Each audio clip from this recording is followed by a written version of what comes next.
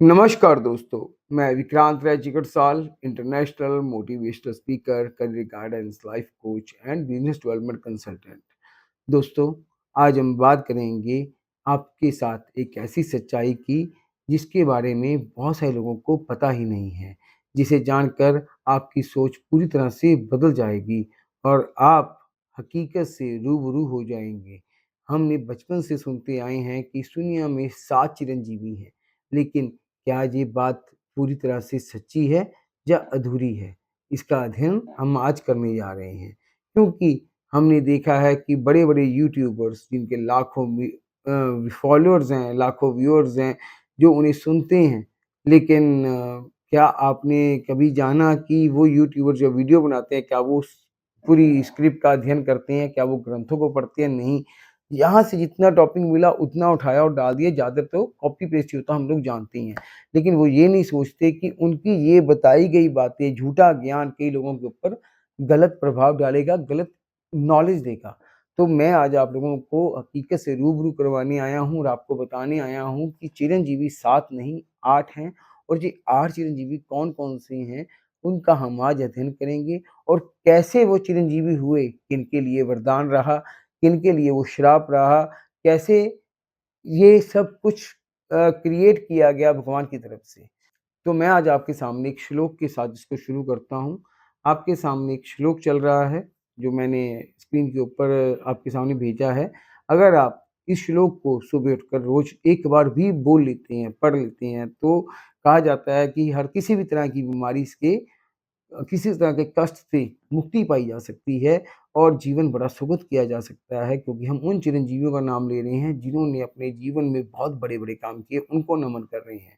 तो इस श्लोक में सबसे पहली लाइन में 7 चिरंजीवियों का नाम लिया गया है, लेकिन अगली पंक्ति में स्पष्ट लिखा गया कि 8वें चिरंजीवी ऋषि मार्कंडेय हैं। तो ये है वो सच्चाई जो अक्सर लोगों तक पूरी तरह से नहीं पहुँचती। तो दोस्तों, अब शुरू होती है असली कहानी। असली कहानी क्या है? हम बात करेंगे उन 8 चिरंजीवी की। सबसे पहले हम बात करते हैं अश्वत्थामा की। अश्वत्थामा के बारे में कल की मूवी में काफ़ी कुछ बताया गया, तो लोगों को काफ़ी ज्ञान हो चुका है। लेकिन अश्वत्थामा कैसे चिरंजीवी हुए, इसके बारे में जानते हैं।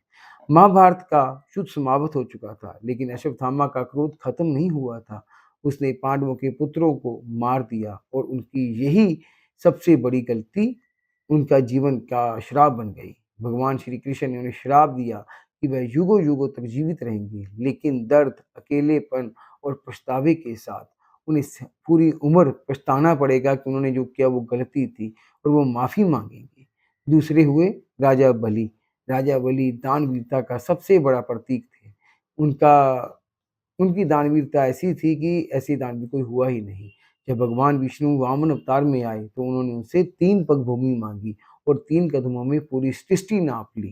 तब राजा बलि ने अपना सब कुछ उन्हें समर्पित कर दिया और उनकी भक्ति के कारण उन्हें अमरता का वरदान मिला और आज की तारीख में कहा जाता है कि राजा बलि पाताल लोक में भगवान कल्कि के आने का इंतज़ार कर रहे हैं। फिर बात करते हैं वेद व्यास जी। वेद व्यास जी केवल एक ऋषि नहीं थे, वो एक ज्ञान का महासागर हैं। महाभारत की रचना, वेदों का विभाजन, उनका अध्ययन करना, ये सारा काम वेद व्यास जी ने किया और कहा जाता है वेद व्यास जी आज भी जीवित हैं और समय-समय पर मानवता का मार्गदर्शन करते हैं और वेद व्यास जी भी भगवान कल्कि का इंतज़ार कर रहे हैं, वो कल्कि अवतार का वर्णन कर रहे हैं। फिर बात करते हैं हनुमान जी की। हनुमान जी के बारे में तो जितना कहा जाए उतना कम है। जहाँ राम होंगे, वहाँ हनुमान ज़रूर होंगे और जहाँ हनुमान का नाम होगा, वहाँ राम दिल में ज़रूर होंगे।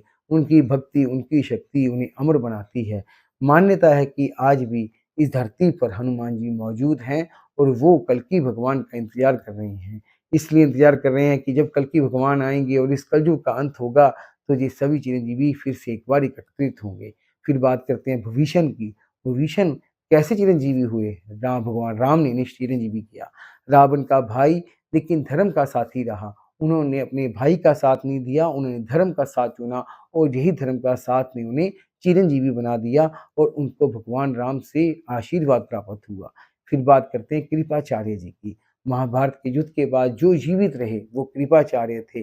ज्ञान, अनुशासन और गुरु परंपरा के प्रतीक कृपाचार्य जी बहुत ही महत्वपूर्ण करैक्टर रहे हैं, बहुत ही महत्वपूर्ण इंसान रहे हैं, उनसे बहुत कुछ सीखा जा सकता है। फिर बात करते हैं परशुराम जी की। परशुराम जी तो के बारे में जितना कहा जाए उतना कम है। भगवान विष्णु के अवतार और अधर्म के विनाशक परशुराम जी कोई आज भी जीवित हैं और वो कहा जाता है कि भविष्य में कल्कि अवतार को शिक्षा देंगे, उनको पूरी ट्रेनिंग देंगे, उनका पूरी तैयारी करवाएँगे कैसे कलयुग का अंत करना है। और लास्ट में बात करता हूँ ऋषि मार्कंडेय की। सबसे छोटी उम्र के अमरता का वरदान पाने वाले ऋषि मार्कंडेय एक ऐसे बालक जिनकी आयु 16 वर्ष थी, बल्कि उनकी 16 वर्ष में मृत्यु निर्धारित की गई थी, लेकिन उन्होंने महामृत्यु मंत्र को शुरुआत की और भगवान शिव को प्रसन्न किया और भगवान शिव से उन्हें अमरता का वरदान मिला। तो दोस्तों, बड़ी सुंदर बात आज पता लगने को मिली है और मैं उम्मीद करता हूँ आपको मेरी ये बात अच्छी लगी होगी और सच्चाई आपके सामने आई होगी और उन लोगों तक भी पहुँची होगी जो अभी तक 7 चिरंजीवी कहते आ रहे हैं, उनको पता लग जाएगा होगा 7 नहीं 8 चिरंजीवी हैं। तो दोस्तों, मैं आपको एक बात कहूँगा, किसी भी चीज़ का ज्ञान अगर आपको लेना है, तो आपको सबसे पहले अध्ययन करना चाहिए कि जो बताया जा रहा है वो सही है या गलत। ज्ञान हमेशा पूरा होना चाहिए क्योंकि आधा ज्ञान सबसे बड़ा भ्रम पैदा करता है। अगर आप सच में जीवन में आगे बढ़ना चाहते हैं, तो हमेशा सच्चाई की तलाश करें, ना कि सिर्फ़ वही मानें जो आपको दिखाया जा रहा है। क्योंकि दिखाने वाले आज की तारीख में बहुत कुछ ऐसा भी दिखा देते हैं जो हमारे काम का नहीं होता, लेकिन हमें सीखना वही है जो हमारे काम आए। मैं हूँ विक्रांत रचिकरसाल और मैं आपके लिए ऐसी सच्चाई और ज्ञान से भरी बातें लाता रहूँगा। अगर आपको मेरी ये वीडियो पसंद आए, तो आप इसे लाइक करें, शेयर करें, चैनल को सब्सक्राइब करें और एक बात और मैं कहूँगा कि हमारा इंग्लिश चैनल एक शुरू हो चुका है, नरेटिव बाय विक्रांत।